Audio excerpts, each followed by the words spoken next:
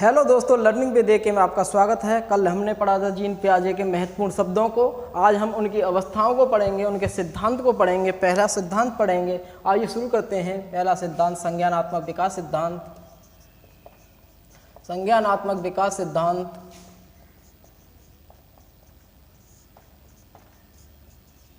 इसी को हम संज्ञानात्मक निर्मितवाद का सिद्धांत कहते हैं। स्वयं बनाना,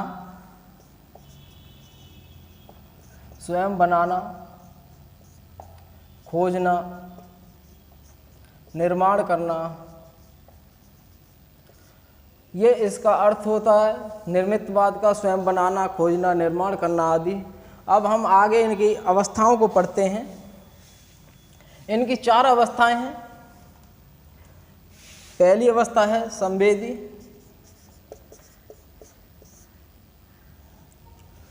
संवेदी पेशी अवस्था। संवेदी पेशी अवस्था 0 से 2 वर्ष। दूसरी अवस्था है पूर्व संक्रियात्मक अवस्था।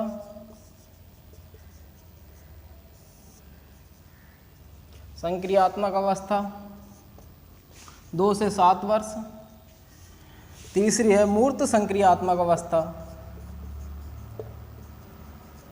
संक्रियात्मक अवस्था 7 से 11 वर्ष या 12 वर्ष। चौथी अवस्था है अमूर्त संक्रियात्मक अवस्था।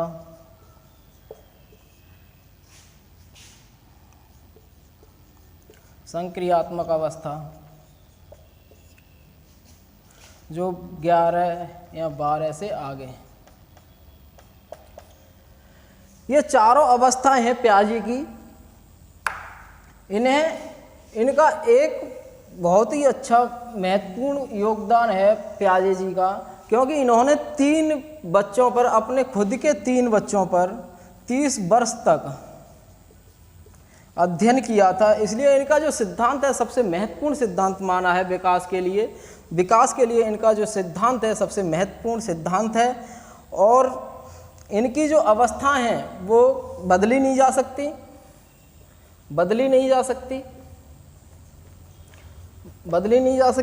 ऊपर नीचे नहीं की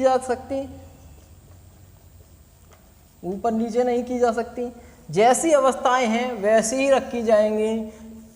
पहली अवस्था संवेदी पेशी अवस्था, पूर्व संक्रियात्मक अवस्था दूसरी अवस्था, तीसरी अवस्था मूर्त संक्रियात्मक अवस्था, चौथी अवस्था अमूर्त संक्रियात्मक अवस्था है।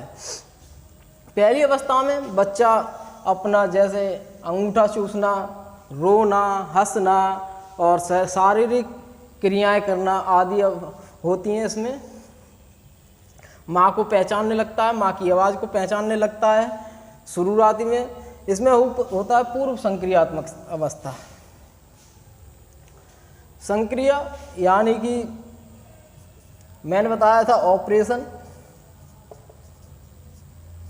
यानी कि जो चीज आकृति होती है उसको बिगाड़ कर दोबारा वैसी आकृति करना, यानी संक्रिया यानी क्रियाशील होना। कार्य करते रहना मतलब कार्य करता हुआ, जो कार्य करता है ऐसा व्यक्ति उससे पहले की अवस्था है, यहाँ से कार्य करना शुरू करता है। ये मेन पॉइंट है। अगर ऐसी चीज़ें समझ गए तो हम ऑप्शन को यूँ ही कर देंगे। ये कार्य करने से पहले की अवस्थाएं हैं दोनों। जो कार्य करता है यानी चिंतन से पहले की, मन सोच समझ के जो कार्य करता है, क्रियाकलाप करता है, उससे पहले की अवस्थाएं हैं दोनों। ये गामिक यानी शरीर द्वारा ज़्यादातर कार्य किया जाता है। इसमें माता पिता की आवाज़ जानना शुरू कर देता है, उनके चिन्ह यानी उन्हें पहचानना शुरू कर देता है। चिन्हों द्वारा जो कार्य किए जाते हैं उस पर हंसना रोना शुरू कर देता है। पूर्व यानी कि इसमें चिंतन करने की कोई भी अवस्था नहीं होती है, इसमें चिंतन नहीं कर पाता है। और इसमें मूर्त चीज़ों का यानी कि जो सामने चीज़ हैं जो दिखाई दे रही हैं, मूर्त यानी दिखाई यानी ठोस, मूर्त मानी ठोस या औपचारिक। औपचारिक यानी जो हमारे पास चीज़ें रखी हैं उनका चिंतन कर देता है, उनको जानना पहचानना शुरू कर देता है इस अवस्था में। और अमूर्त अवस्था में जो हमारे पास भी नहीं है उन चीज़ों को क्रियाकलाप करना शुरू कर देता है, कल्पनात्मक यानी चिंतन करना शुरू कर देता है, कल्पना करना शुरू कर देता है। ये वो अवस्था है, ये लास्ट वाली अवस्था कल्पना और संकल्पना आदि शुरू कर देता है। अब हम पहली अवस्था से शुरू करते हैं, संवेदी पेशीय अवस्था। इसी को इंद्रिय जनित अवस्था कहते हैं, इसी को गामिक अवस्था कहते हैं, गामिक यानी शारीरिक क्रियाएं द्वारा। इसी को अब आगे पढ़ते हैं पहली अवस्था को कुछ शब्दों से।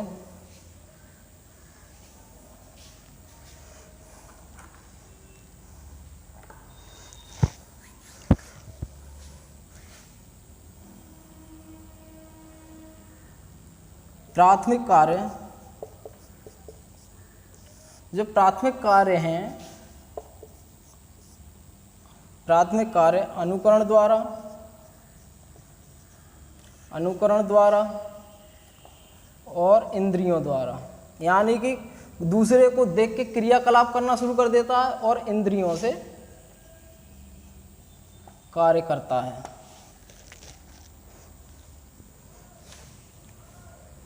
प्राथमिक जो कार्य है वो इंद्रियों द्वारा और अनुकरण द्वारा करता है।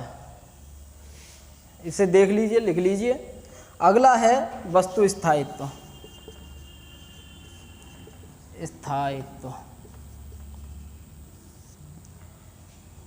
इसी को वस्तु निरंतरता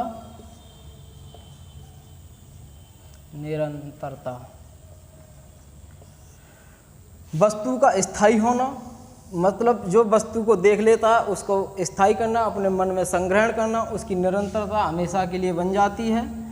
एक बार जो चीज़ देख लेता है उसको भूलने की कोशिश नहीं करता है, उसको जानने की कोशिश करता है, वस्तु की निरंतरता बनी रहती है। जैसे माँ को पहचानना शुरू कर देता है, माँ की स्थायी छवि बन जाती है, उसकी निरंतरता बन जाती है। अगर निरंतरता लगातार है तो वस्तु की स्थायीपन आ जाता है। अगला है परावर्तित व्यवहार। कल मैंने बताया था परावर्तित व्यवहार, इसमें बार बार दोहराता रहता है। किसी चीज़ को कार्य करना, हंसेगा तो हंसना ही शुरू कर देता है, बार बार हंसेगा, चुप करोगे फिर हंसेगा, फिर चुप करोगे फिर हंसेगा। किसी चीज़ को पकड़ेगा तो तुम मुट्ठी खोलोगे फिर मुट्ठी बंद के पकड़ेगा। इसको परावर्तित व्यवहार कहते हैं। प्रकाश के लिए सचेत, यानी कि लाइट से वो एकदम प्रकाश कर दो, एकदम चंबित हो जाता है, एकदम हिल जाता है, प्रकाश के लिए सचेत हो जाता है। अगला है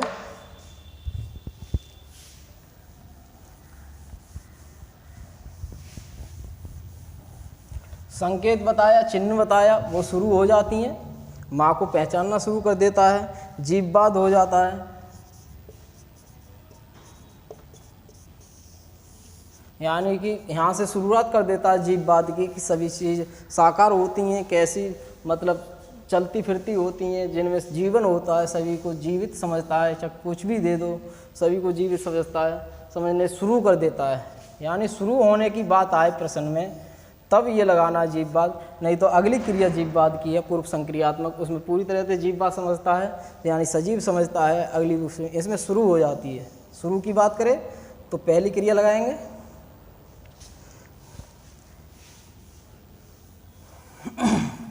गामिक क्रियाएं करने शुरू कर देता है, रेंगना शुरू कर देता है, हाथ हिलाना वगैरह वगैरह, ये गामिक क्रियाएं होती हैं। मूल प्रवृत्ति रोना, हंसना, और इसमें जो भाषा होती है वही इसकी बच्चे की होती है रुदन भाषा इस अवस्था में। अगली अवस्था है पूर्व संक्रियात्मक अवस्था।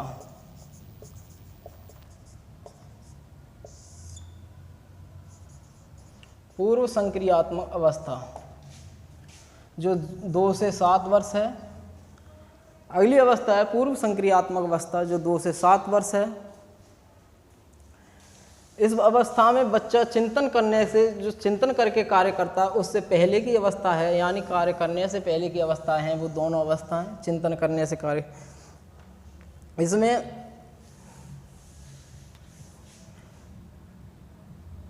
अपलटावीपन होता है,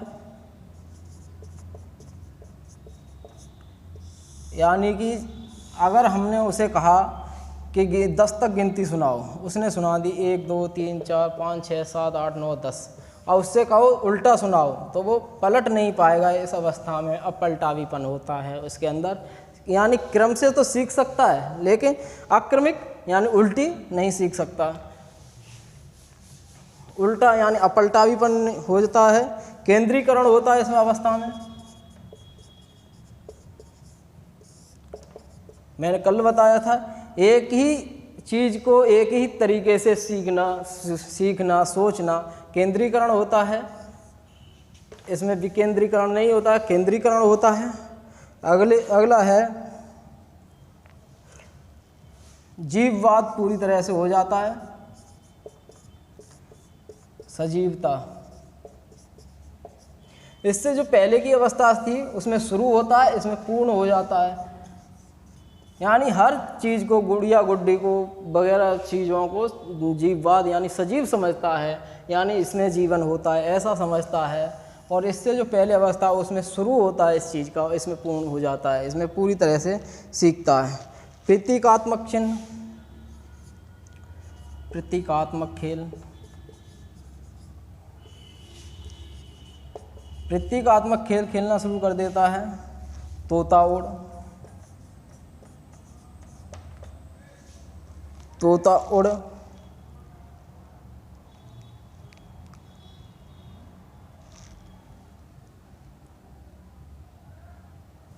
चौक मिट्टी आदि के घर बनाना, ऐसे प्रत्येक आदमी मिट्टी के घर बनाना। लंगड़ी, यानी जो प्रतीकात्मक खेल होते हैं ऐसे खेल शुरू कर देता है। और द वर्क ऑफ चाइल्ड,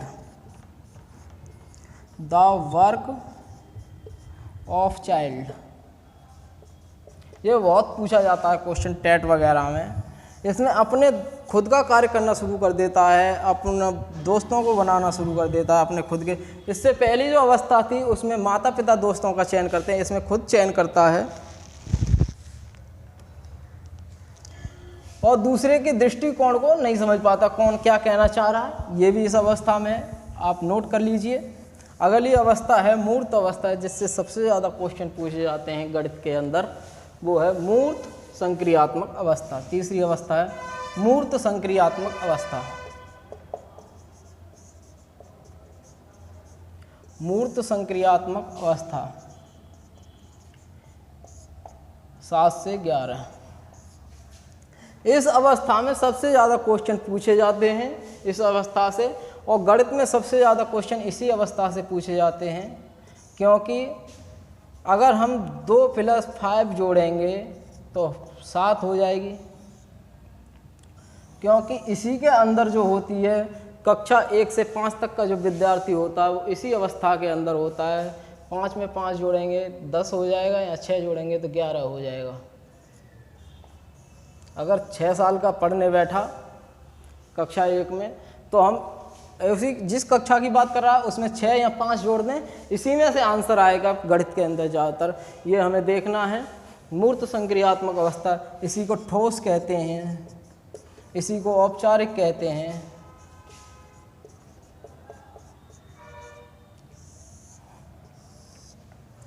अब जो पिछली अवस्था थी उसमें संरक्षण का अभाव था, इसमें संरक्षण करना शुरू कर देता है।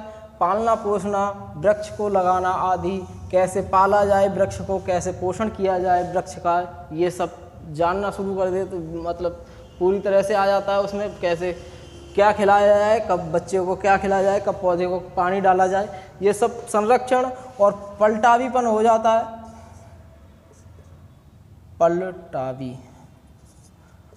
पलटावीपन आ जाता है। इसमें उल्टा सीधा सब शुरू कर देता है, उल्टी गिनती,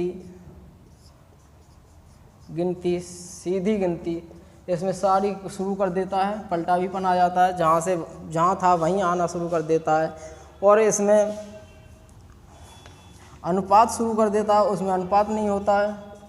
अनुपात, जैसे रुई ली और 1 ईंट ली, तो इससे पूछा 1 किलो रुई 2 किलो ईंट, तो उससे पूछा सबसे ज़्यादा वजन किस में होगा, तो रुई में बताएगा। इससे पहले वाली अवस्था में, पूर्व संक्रियात्मक अवस्था में, और इसमें बता देगा ईंट में ज़्यादा वजन है क्योंकि ये 2 किलो की है और रुई 1 किलो की है। भले ही फैली हुई है लेकिन इसमें बता देगा, अनुपात करना शुरू कर देता है। और जो मूर्त चीज़ें हैं, मूर्त यानी जो सामने दिख रही हैं, जो जीवित है, मतलब हमने जो देखा है, उन चीज़ों के बारे में पूर्ण तरीक़ा से चिंतन करना शुरू कर देता है। पूर्ण तरीक़ा से मूर्त चीज़ों को तरीके से चिंतन। और इसी अवस्था में अमूर्त चीज़ों का चिंतन शुरू करता है। शुरुआत किसकी होती है? अमूर्त चीज़ों की। यही हमें ज़्यादा गौर देनी चाहिए। जो अगली अवस्थाएं हैं, जैसे पूर्व संवेदी थी, उसमें जो पूर्व संक्रियात्मक अवस्था की जो चीज़ें थी उसमें शुरू हो जाती हैं, और मूर्त संक्रियात्मक की पूर्व संक्रियात्मक में शुरू हो जाती हैं, और अमूर्त की मूर्त संक्रियात्मक में शुरू हो जाती हैं। ये क्वेश्चन कभी कभी पूछ लेता है शुरू कहाँ हो रही हैं, तो ऑप्शन दे देता है और हम कौन सी लगा के आते हैं, जो चीज़ जहाँ है उसी को लगा के आते हैं। अगर शुरू दिया है, जैसे मूर्त चीज़ों का चिंतन कहाँ शुरू करता है, इससे पहली वाली अवस्था में। जो सामने चीज़ें हैं, जैसे हमें कुछ दिखाई दे रहा है, कागज़ दिखाई दे रहा है, उसके बारे में अगर हम चिंतन करेंगे तो इसमें पूरी तरीक़ा से यानी करता है और करना शुरू कर देता है। शुरू यानी इससे पहले वाली अवस्था में, पूर्व संक्रियात्मक अवस्था में, इसमें पूरा करता है मूर्त संक्रियात्मक। वृक्ष के बारे में अगर देख रहा है वृक्ष को, तो पूरी तरह चिंतन करता है कि कैसे ये पत्ती हैं, कैसे संश्लेषण होगा, कैसे विश्लेषण होगा, वर्गीकरण पत्तियों कैसे होगा, सारा चीज़ कर देता है। और इसमें समाज में प्रमुख बनना चाहता है।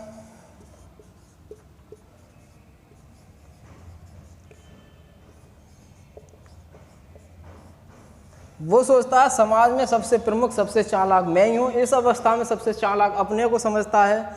और इससे अगली अवस्था है अमूर्त संक्रियात्मक अवस्था। इन अवस्थाओं के बहुत सारे शब्द रह गए हैं, आज छोटी वीडियो बनाएंगे, फिर किसी दिन प्याजे को पढ़ाएंगे। चौथी अवस्था है अमूर्त संक्रियात्मक अवस्था।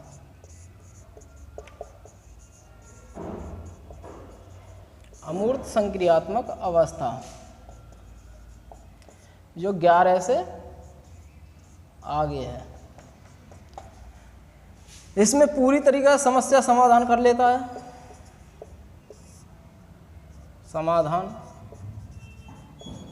इसमें पूरी तरह से तार्किक हो जाता है।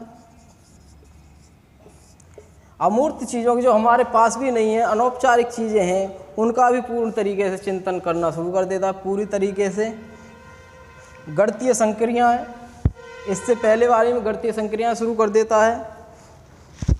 परिकल्पना शुरू कर देता है। किसी भी चीज़ के बारे में पूछो, वो कल्पना जरूर करेगा, सोचेगा कैसी होगी, क्या होगा। ईश्वर के बारे में सोचेगा, कैसा होगा, क्या होगा, ये सारी चीज़ें सोचेगा, कल्पना करेगा।